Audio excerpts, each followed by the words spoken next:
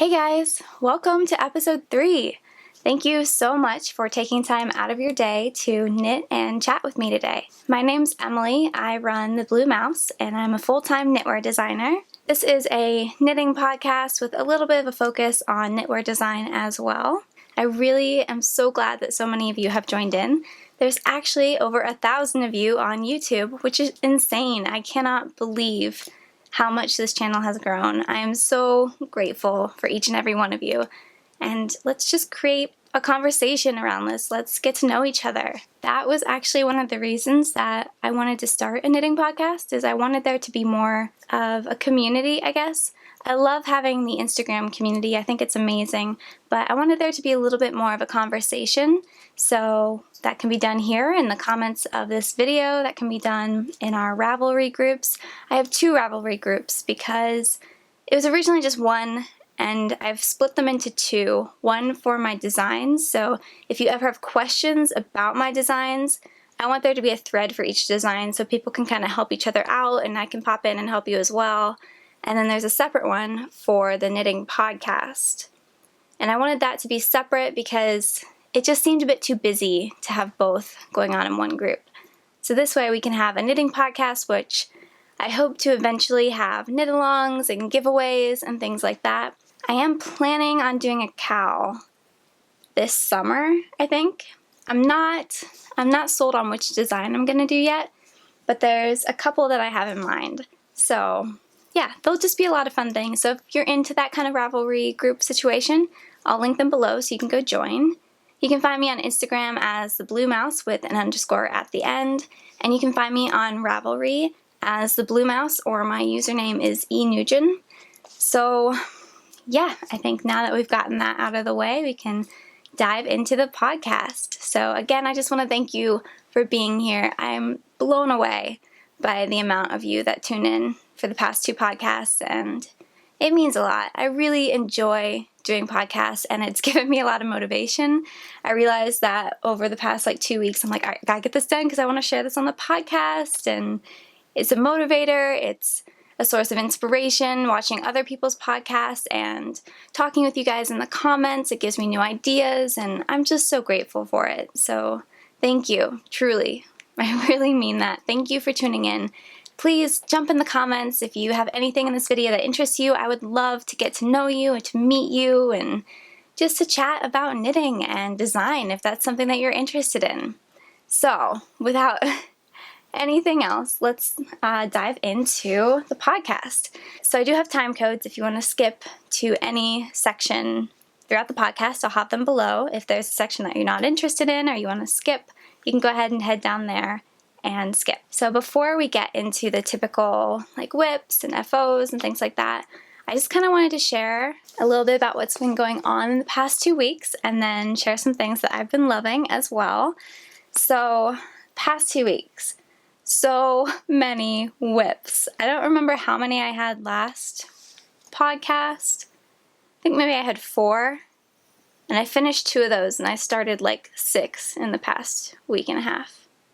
So that's crazy. I'll share more about that in a minute, but I have just been doing a ton of knitting. And what I like to do when I knit is watch podcasts. And I don't know if you do this, but if I find a podcast I really like, I go back to the beginning and I watch it from episode 1 up until where it is.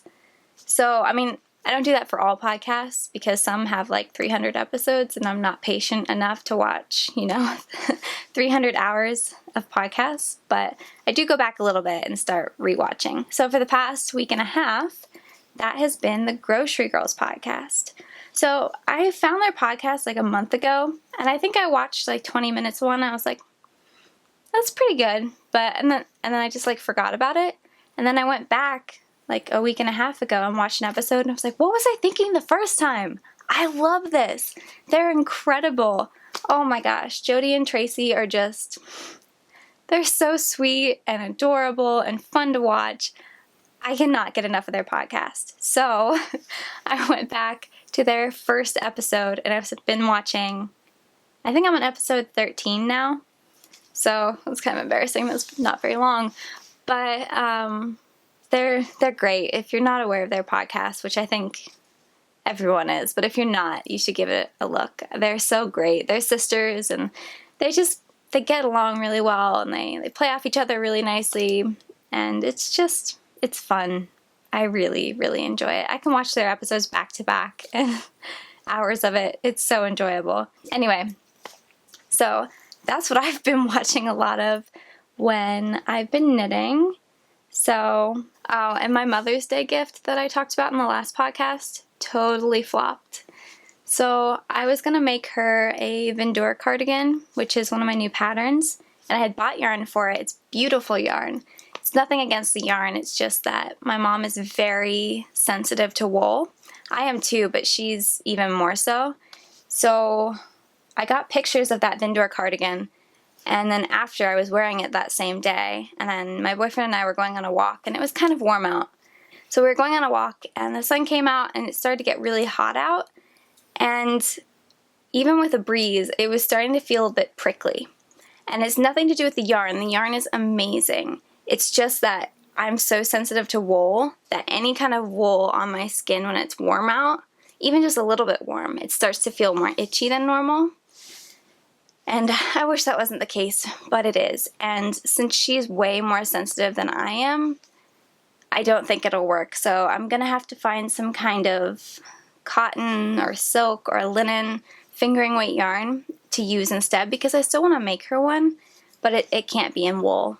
The yarn cannot have wool in it at all. Which got me thinking, actually, because I want to make her a pair of socks for Christmas, and what do you knit with if you can't knit with wool? I don't know. What do you make socks with if a person can't wear wool? Do you guys have any information on that? Because I'm lost with it. I don't want to do acrylic. I'll consider it, but I'm not really open to like a full acrylic yarn. Maybe a cashmere blend? Because I do have some cashmere socks I'm working on. It's a blend, not full cashmere. But I do have a pair of socks with cashmere in it. So maybe I'll finish those and have her try them on and see if she can handle it with cashmere. I don't know. But if you've ever run into that issue and you have any tips, please let me know. I'd love some yarn suggestions for that. I know it's only May, but I'm already planning out my Christmas knitting. Do you guys do that? I feel like I need to plan it out so far in advance because it's going to take forever. So if I plan it out now and start working on it in the summer, maybe I'll have it done by December. Do you guys do that? I don't know. And then some things I've been loving lately. So I've really enjoyed the New Leaf podcast, which is hosted by Carmen. She lives in the Netherlands, and her latest episode was really, really fun. She did some vlogging and behind-the-scenes footage of dyeing yarn, which I love. I don't think I'll ever do it. I might try it once with like an avocado seed or something to just to try it, but it will never be something that I do as like a business. So I'm very interested to see how it all works, even though it's not something that I personally will ever do. I still find it fascinating. So if you're into that kind of thing, it's really cool. She uses all natural ingredients in that dyeing process. So it's just really cool to like see the colors that come out of it and the differences and how people create these different kinds of tones and things like that. I just found it fascinating. So I'll link that below in the show notes as well. And the Truly Myrtle podcast, oh my gosh, hers as well. Libby she's a gem. Her podcast is way, way up there for me. I could watch her episodes every day. She's from New Zealand, and her designs are unbelievable. I hadn't seen them, I don't think, until I found her podcast, but wow, she is talented. I dream about meeting her one day. That would just be like amazing. I would love to meet her at some kind of, I don't know, knitting retreat or a workshop or something. That would be amazing. She's a gem. So there's this really talented designer. I don't know if you've ever heard of her. Her name's Gabby. She runs, I think it's pronounced Mason Dean. I'm so sorry if I'm not pronouncing that right. You can correct me in the comments. But that's what she is on Ravelry and Instagram. And she just creates beautiful designs. Her sweaters, oh my gosh, they're definitely on my Make 9 list. Or not my Make 9, I guess my Make 30. I have so many things that I want to make. Anyway, she came out with a new cardigan, and She collaborated with Hello Stella Yarns to make it, and oh my gosh, you guys, it's stunning. I'll put a picture here so that you can see it, or I'll put a couple because it's too gorgeous. It's definitely on my list, but I don't have time to make it yet. But that does bring me into something that I wanted to touch on real fast. So I put this in my Instagram story last week, I think, but it's something that I think is very important to support indie pattern designers, even if you don't have the time to knit what they've made. So if they create an incredible design and you love it, but the reason you're not buying it is because you don't have time. If you don't have the money, that's a different issue. Like that's totally okay. I get that. But if you have, the $5 or $7 to buy it, but you're only not buying it because you don't have time, I want to encourage you to buy it anyway. Because the only way that indie pattern designers survive and are able to create new patterns is because people support them. And if you don't support them, then they can't do what they love and they can't create more beautiful patterns. So that's something that I've been trying to do more of. And I can't, go buying dozens of patterns a week, and that's not what I'm saying. I think it's just important to buy, one a week maybe, or one a month. Whatever you can afford, do that. Just put it in your Ravelry library, and maybe one day you'll get to it, and maybe you won't. But they're able to create more because of you. And I think that's important. If you love a design or a design comes out and you're like, that's beautiful. If you can afford to, I would highly encourage you to buy it. Because it's the only way that they can stay afloat and create new designs. And so that's what I tried to do with Gabby's new design is I don't have time to work on it right now. I hope to eventually have time to work on it. But I bought it anyway because she just creates stunning work. And I want her to be able to keep doing that. So I want to encourage you as well to do that with, it doesn't matter. It could be whoever you want. It could be any designer. You could know them, you could not know them, whoever it is. If you see it and it inspires you or you find it beautiful and you can afford to buy it, I encourage you to do that. So yeah, I might start mentioning that more regularly in podcasts because I just think it's so important. I don't know, Ravelry is just fun to search through and find new patterns or gift one to someone. That's a new function that I just found out about on Ravelry. You can send someone a pattern, which is kind of cool. And people can add it to their wish list and then you can buy it for them. Yeah, so if you know that someone wants a pattern and you're like, I don't have time to make this, but they might, you could gift it to them as well. That's just kind of a fun thing you could do on someone's birthday or just whatever. I like that function. I think it's really fun. You could totally make someone's day with that. That actually has made me think of something else that's come up recently that I think is really important. So over the past few weeks, I mean, it's happened for months, but I've gotten more of these in the past few weeks. Just people trying to take advantage of your business. They send you offers in your email or messages on Instagram or Etsy, where people are making it sound like they're giving you a great offer when really they're taking advantage of you. And I'm sick of it. I had one yesterday and it made me so angry. Someone who was acting like what they were doing is so generous and acting like they're really helping you out and this is such a great offer for you when really they're just asking for free stuff from you and trying to take advantage of you. And then when you say no, they treat you like you've done something horrible and try and guilt you into feeling really bad. And yesterday I had that situation happen and I said no in a nice way, and then they came back and they tried to really guilt me about it. And I was fuming. I was so mad. I was typing up this angry response, and then I just deleted it and I was like, you know what? It's not worth my time. I need to just let it go. But something that I was thinking about is I would have taken that offer a year and a half ago, maybe even a year ago. And now I know that my work is worth more than that, but I didn't then. So I just want to encourage you, if you're getting offers like that, to know your worth. You can say no, and if they try and guilt you, that is not your fault. You've done nothing wrong. You can say no, and you can feel good about saying no. You never have to feel bad about that. That is your right. You are allowed to say no, and they should not make you feel bad about that. So, all right, I'm done with my ranting, and we'll get on to everything else. All right, so I like to start off with yarn acquisitions. So I know that some people aren't interested in yarn acquisitions because you don't want to be tempted to buy new yarn, or it's just not something you're interested in. That's totally okay. I have time codes in the description, so you can skip ahead if you want to just skip to FOs or whips. So go ahead and do that now if you're interested.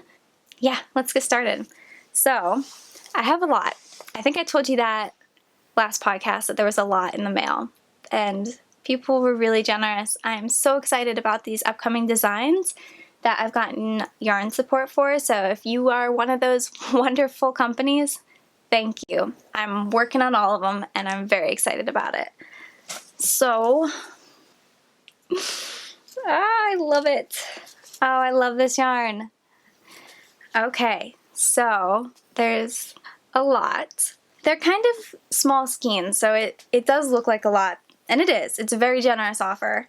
So this is from, if I'm saying this wrong, someone please correct me. I think it's Koigu. So here's the label. This is their KPM, which is Koigu Premium Merino. So it's 100% merino. They're 50-gram skeins, so you get 175 yards. And it's really, really nice. I'm making a cardigan with these, and I want to try making it sideways. I've never done that kind of construction before, so this might be interesting. So I was watching, what's her name? Oh my gosh. I think it was an old episode from Melody Hoffman, who is Mandarins on YouTube, and B Mandarins on Instagram. So she has a podcast, and she's a very, very talented designer.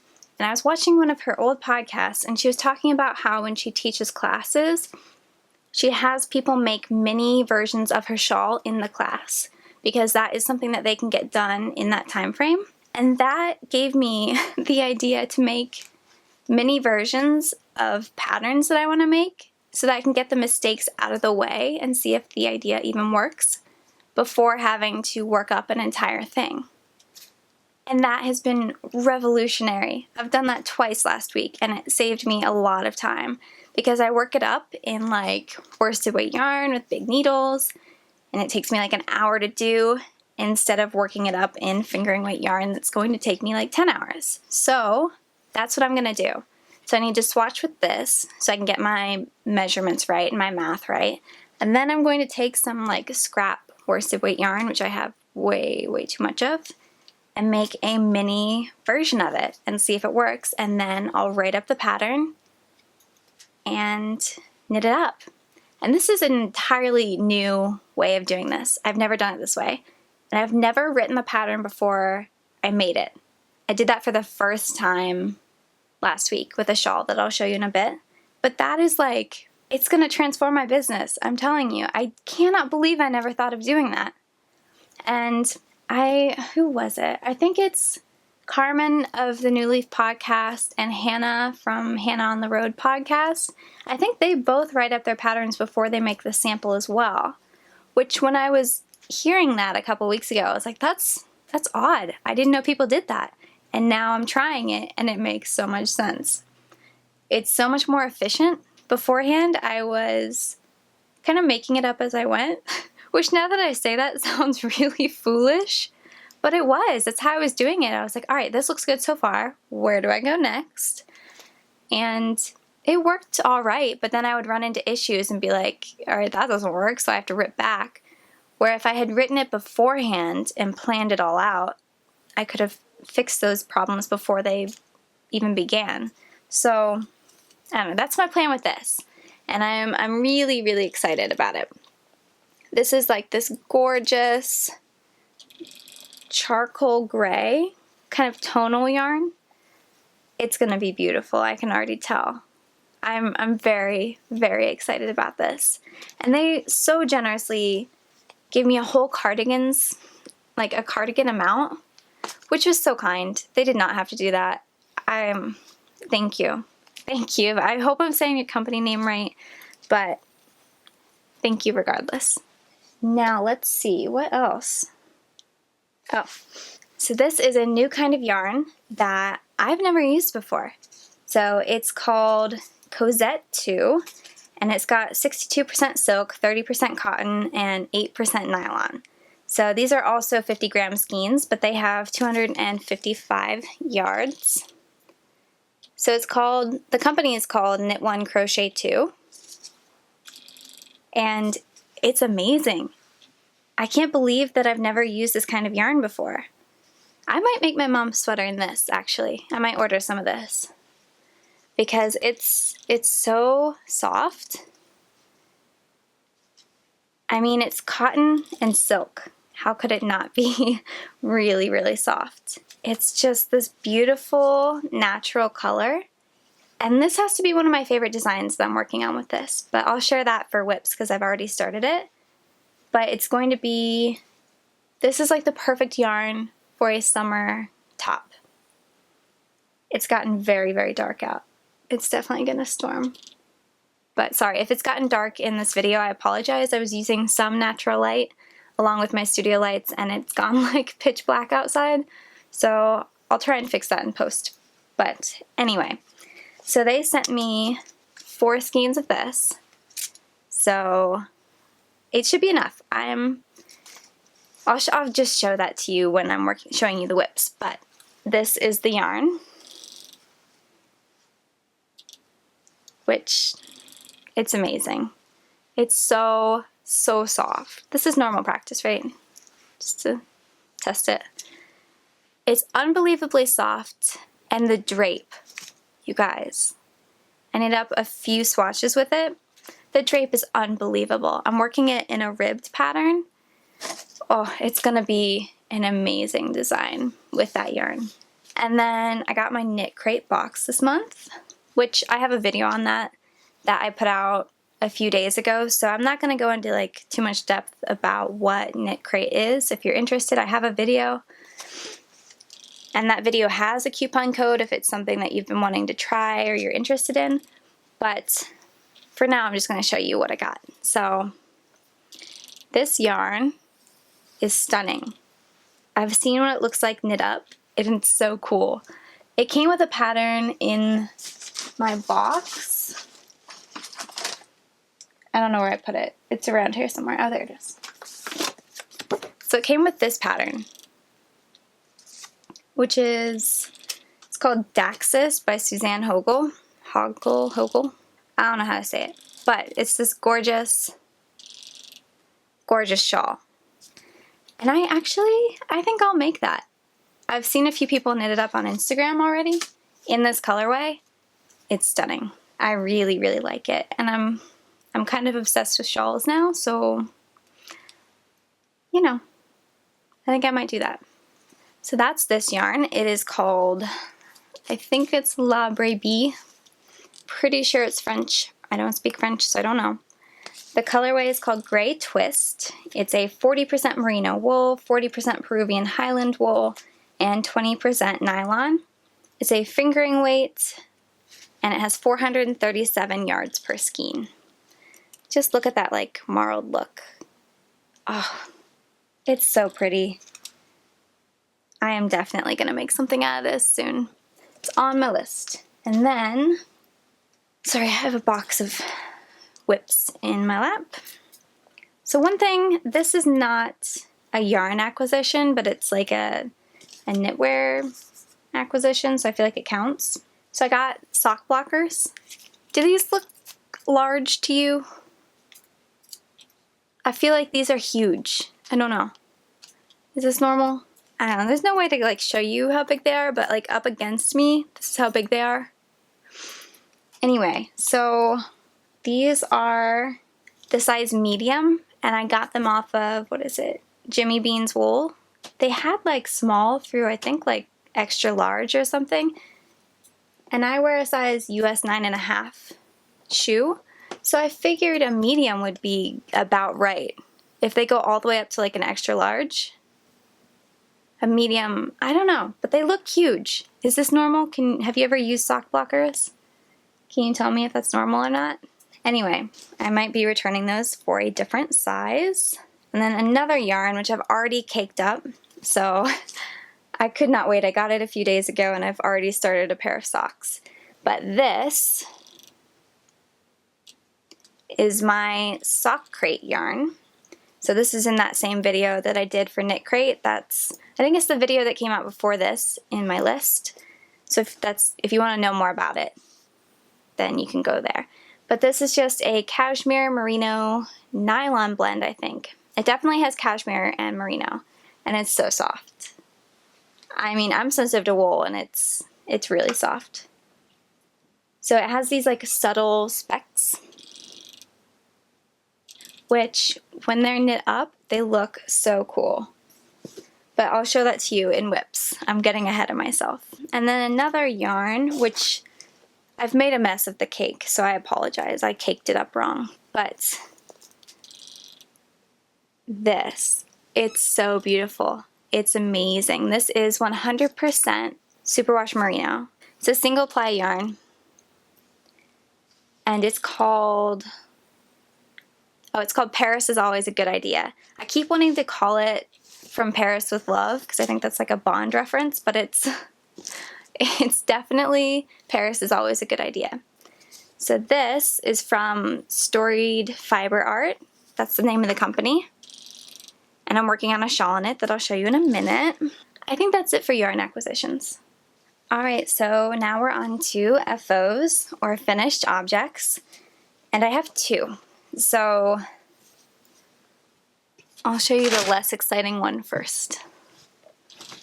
So you might remember this as a whip from last episode, but it's a pullover. It's a cotton, it's supposed to be like a cotton summer pullover. And I made it in this worsted weight yarn, kind of as a stash buster because I had a bunch of it just lying around and I wanted to use it up, but I'm scrapping it. I'm not gonna use it. I got pictures of it 2 weeks ago and it adds like 20 pounds to you. It's not flattering at all. It's not good. It's supposed to be kind of a lightweight summer pullover. And it's hot and it's heavy. It's just not good. It's not flattering.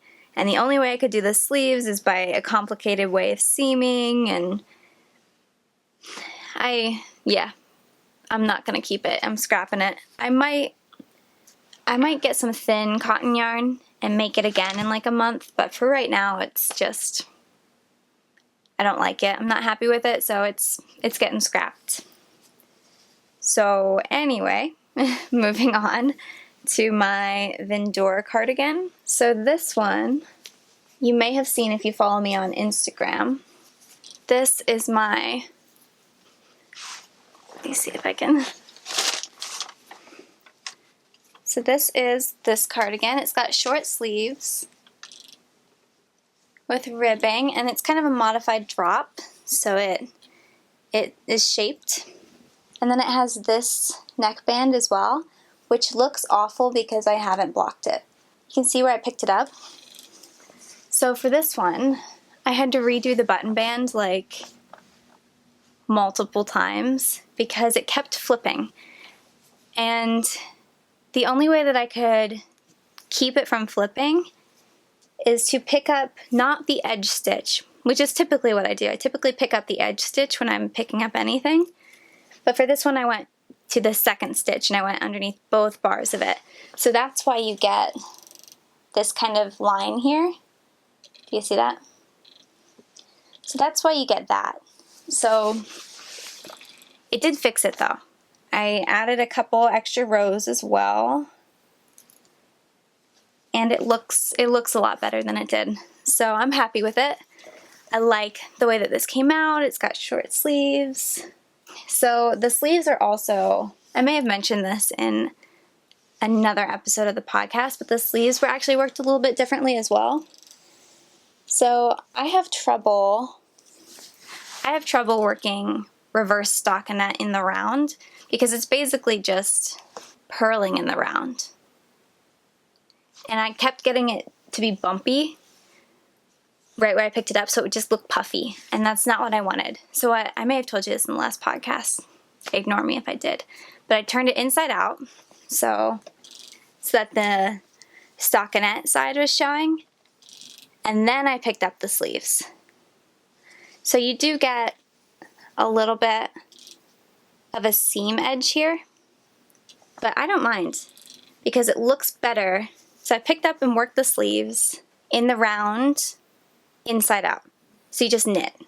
You knit every row with a little bit of decreases at the underarms, but you just knit and knit and knit, and it's so much easier in my opinion than purling every row. Then you bind off, turn it right side out again, and you have reverse stockinette. So that's how I did it. I'm very happy with the way that it came out. It took a lot of trial and error. I made it the first time and my gauge was so off that it was like a child's cardigan. So I had to remake it completely. And then the sleeves took like 3 or 4 attempts. The neckband took like 3 attempts. So it was a lot of work, but I'm very proud of the way that it came out. And I'm so grateful for how many of you have supported that pattern. It really makes me happy. I'm very grateful. So if that was you, thank you. Thank you so much. Okay, so those were the only 2 FOs that I had, and I have a lot of whips. Oh my gosh, it's pouring outside, and some man is mowing his yarn. Mowing his yarn? Oh my god, mowing his yard. It's pouring. It's like serious downpour, and the man is still mowing. Anyway, sorry, distracted. Mowing his yarn. My god. Knitting has taken over my life. So I have an entire box full of whips, which I kind of love. I went on a casting on spree and just cast on all the things. So let's begin with my sock whips. So I actually have 2 sock whips now, and I'm using different methods. And I think it was, oh gosh, what's her name? I wrote it down. I think it was Megan.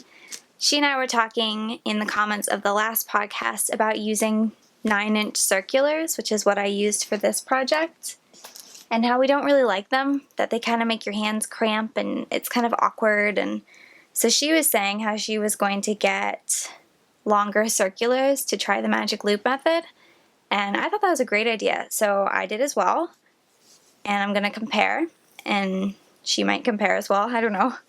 But, so this is my first sock whip, and I had this, I don't know how much I had done last episode, but here it is. So this is called Wildflowers and Honeycomb by This Handmade Life. I'm using Basic Stella in Rock Lobster, and I think it's Madeline Tosh Twist Light for the heel and toe. And you can tell I made a mistake. There's not supposed to be 2 rows of the other color there, but I've had to rip back to that section twice, so having that marker there actually has really helped me, because then I know exactly where to pick up and start over.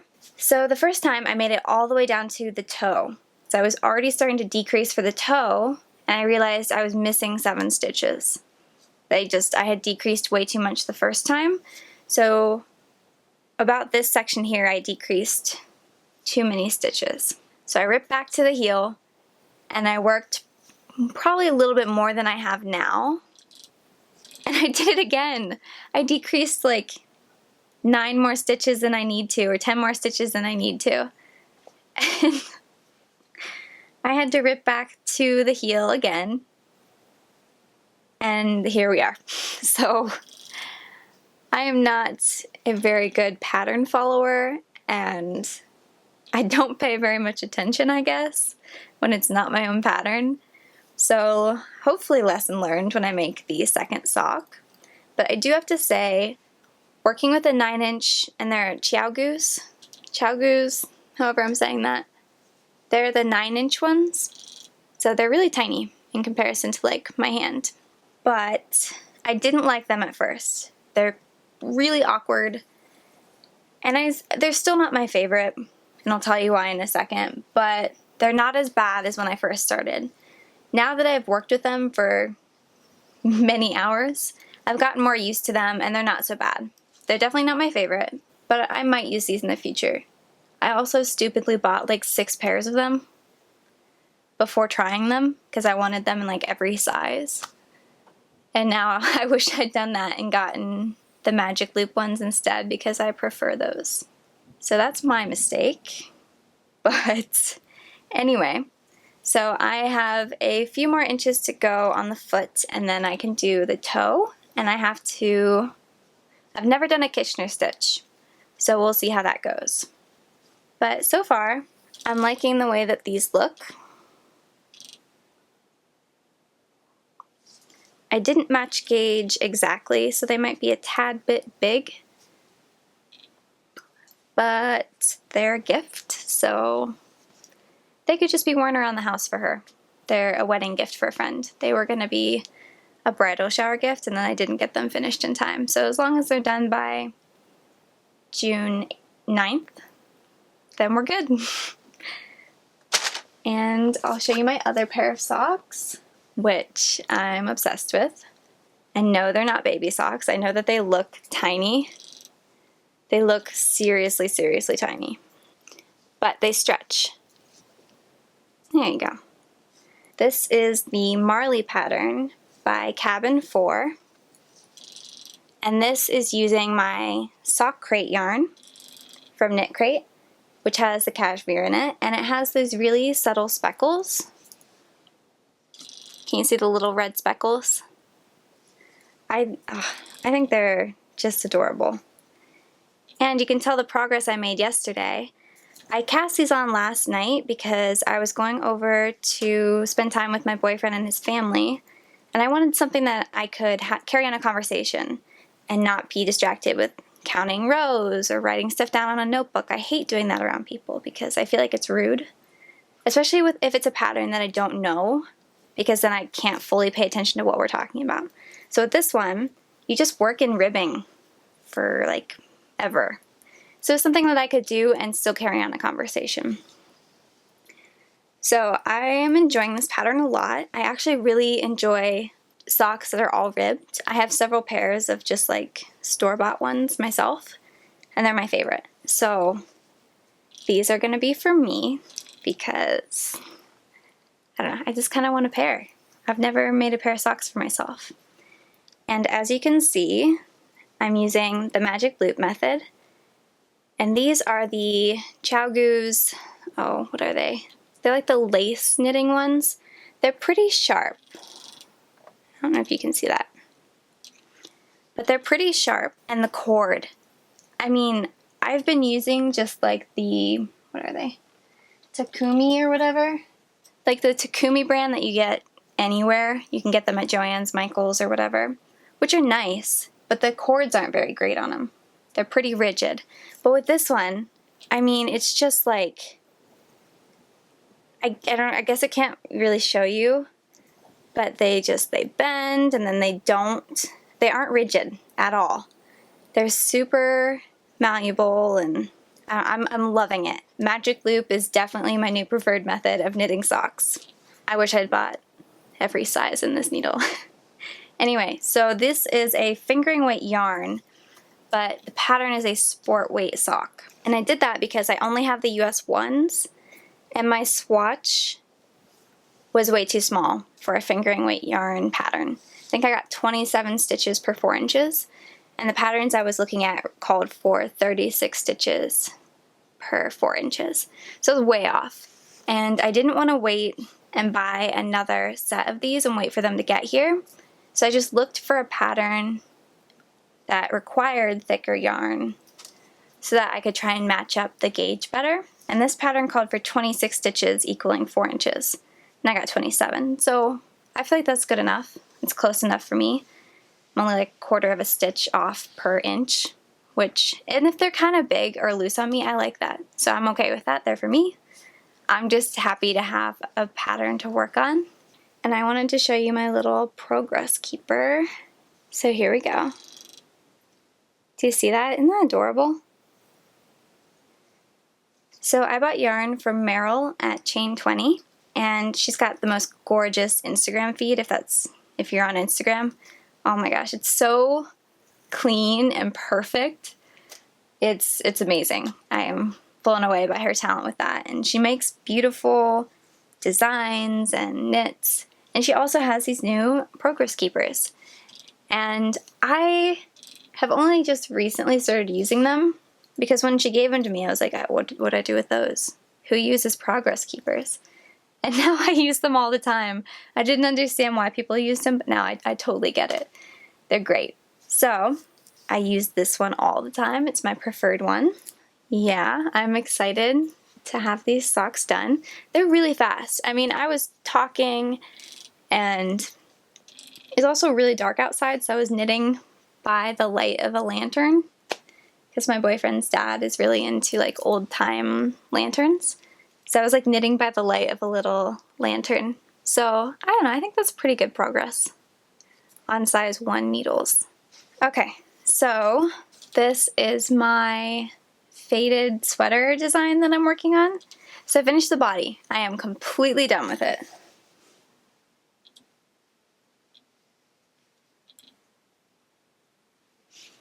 Okay, so maybe I'll throw this on real fast. Okay, so here it is. Maybe I'll zoom out real fast. So here's my sweater. You can see that there's a lot of fading up here at the neckline. So neckline is color A, fades to color B, and then you start seeing the details here in color B. Fades back to color A, and then fades to color C. So I'll try and show you the neckline. So do you see this, how it's bunched up here? It does that in quite a few places all the way around. So I finished this the week that I recorded the last podcast. I finished this. So it's been over a week. And I haven't done anything more on it because I know that I have to redo the collar, or the yoke, because it's not supposed to bunch like this, I don't think. And I know what I did wrong. I think I only did 3 increase rounds, and I should have done 5 or 6. So I couldn't find any formula for how much to decrease, how fast to decrease or increase, I guess, if you're working top down. So I couldn't find anything. And what I should have done is make a little mini version, but I didn't know about that idea until more recently. So what I'm going to have to do is I'm going to pick up stitches like around here, and then cut that row out and work up to the yoke. Work the yoke up, I guess, and redo it and do more. The pattern will be written top down, so there'll be more increases spread out, more increased rows. But because I'm going to fix it by going bottom up, it'll be decreased rows. Does that make sense? The pattern is going to be written top down, but because I have to do it in reverse, I have to finish it bottom up. And then I can do the sleeves. But, apart from that, do you see those little details? They'll look a lot better when they're blocked. But I love it. I'm obsessed with it. It's so pretty. Oh, the yarn, Allie. It's incredible. So it's Ford Explorer knits, but she does yarn as well. So, the fading. It's beautiful. I'm obsessed with it. I've just been lazy about doing the math to fix the yoke and then having to re-knit it, because I've already had to redo the yoke 2 or 3 times already. So the thought of having to do it again is difficult, but I'm going to do it. I'm going to do it this week so that I can hopefully have it out to testers in a week and a half, 2 weeks. I need to stop committing to timelines because I never follow through, so that's not a concrete amount of time. Well, it'll be done when it's done. Okay, this might be a long episode. I apologize. I think we're already at an hour of recording, so with editing it might be less, but bear with me. I have 4 more whips. Okay, so I'm excited about this one. This is not my design. This is my selfish knitting that I started ages ago, but I finally had time to work on it last week. So it's my Zweig. I love the lace detail. I don't know how she does it. Now that I'm trying to start designing more sweaters and design things with lace that involves increases, I know that there were increase rows in the lace and I don't know how she did it. I've read the pattern and I don't understand. The amount of, it's amazing. I'm blown away by her talent. I definitely want to knit her Tecumseh sweater as well. That's on my Make 9.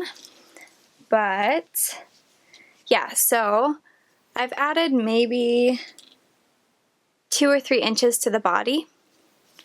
My grandparents were in town last weekend, and again, when I hang out with people like that, there are certain people that I can knit and I can be working on things where I'm tallying and writing stuff down and they don't care. But with them, it's I don't see them very often, so I felt like it would be rude to work on something that required more attention. So I just worked on my Zweig and got more done. You can see a little bit of the detail on the bottom of it. So still a ways to go, but I'm plugging away at it. I've mentioned this before, so I don't know if I need to keep mentioning it. But this is Madeline Tosh, where is it? Twist Light, I think. Yes, in Composition Book Gray.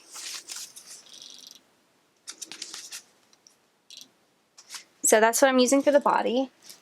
I don't remember what I'm using for the contrasting color. And then this is the yarn that I showed you that I got that's in a very messy cake, so I apologize. But this is the Paris is Always a Good Idea by Story Fiber Art. And it's just this beautiful color.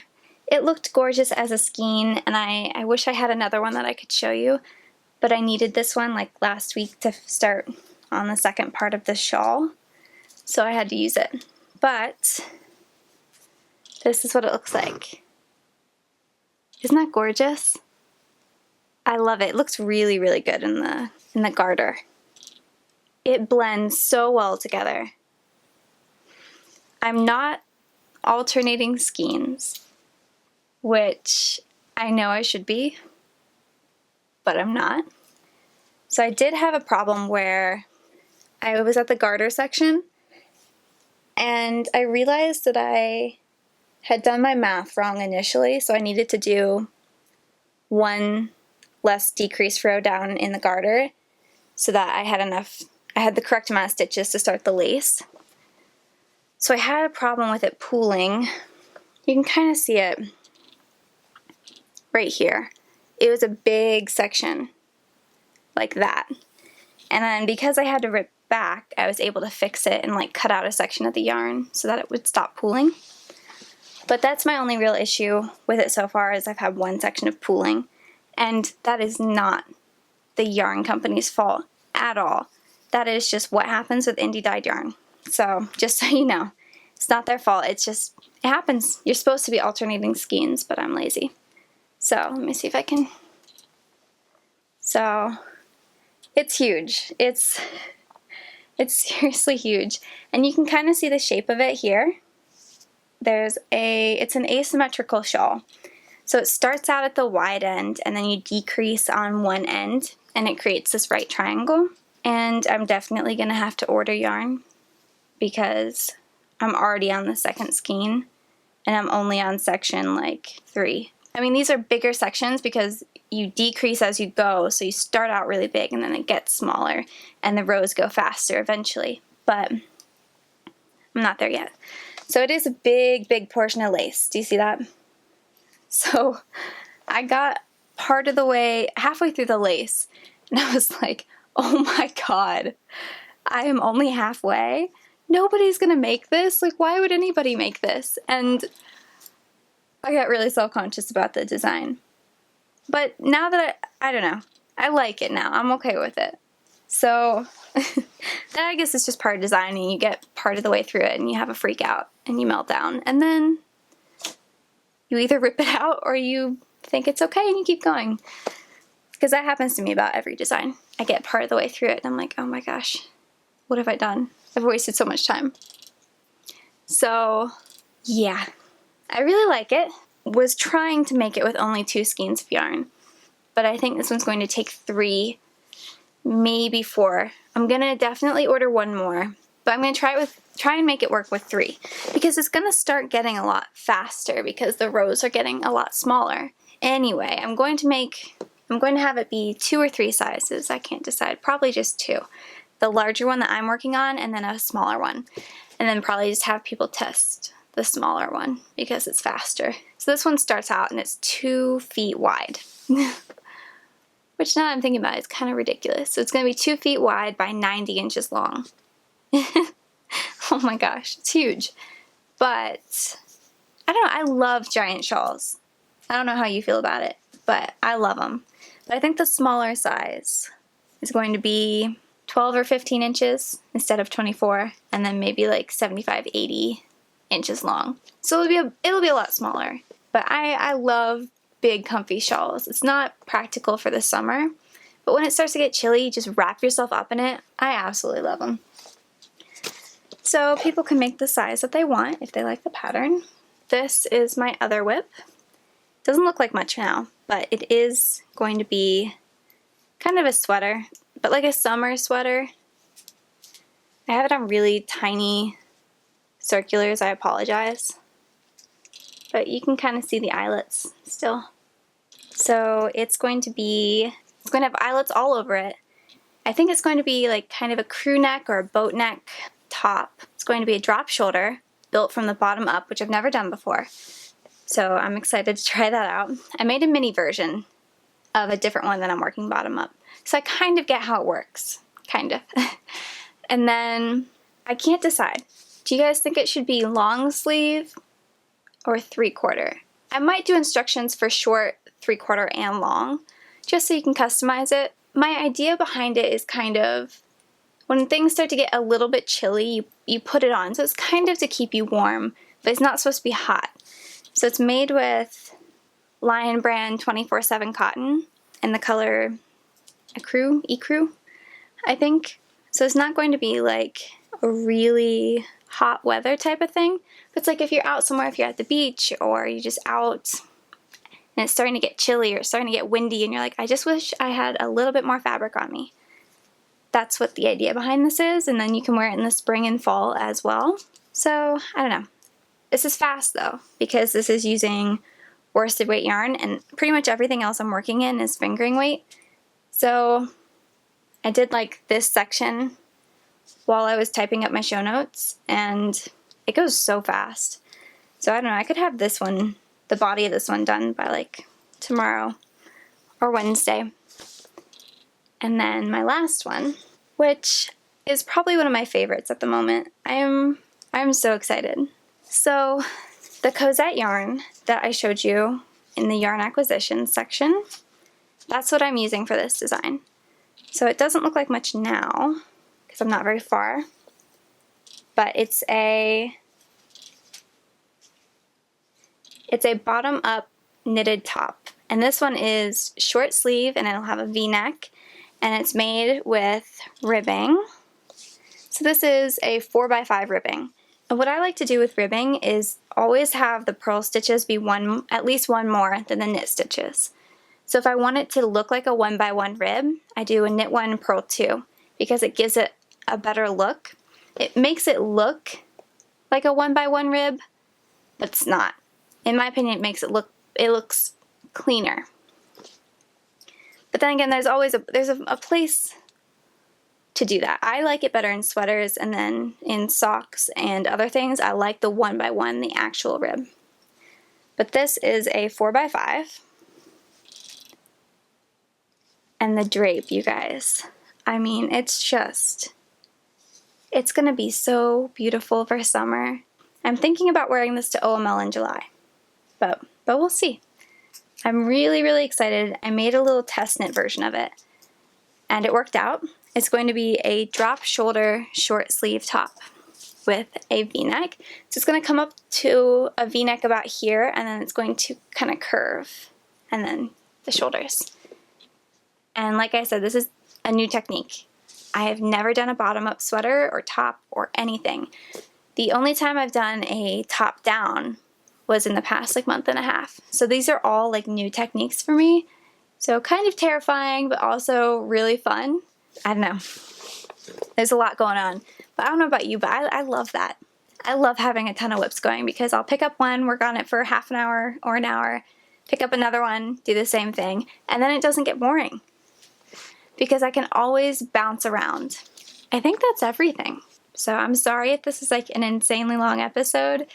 I will not feel bad if you have to pause it and come back later. I do that all the time with podcasts. Or if you don't even make it to this point. But if you did, thank you. I'm loving this. I'm loving having this kind of interaction with you guys, and I'm so grateful that you would take time out of your day to sit and knit with me. I hope you do. I hope you have had your knitting out while you're doing this the whole time. And yeah, drop a comment below. Tell me something about you. Tell me what you're working on.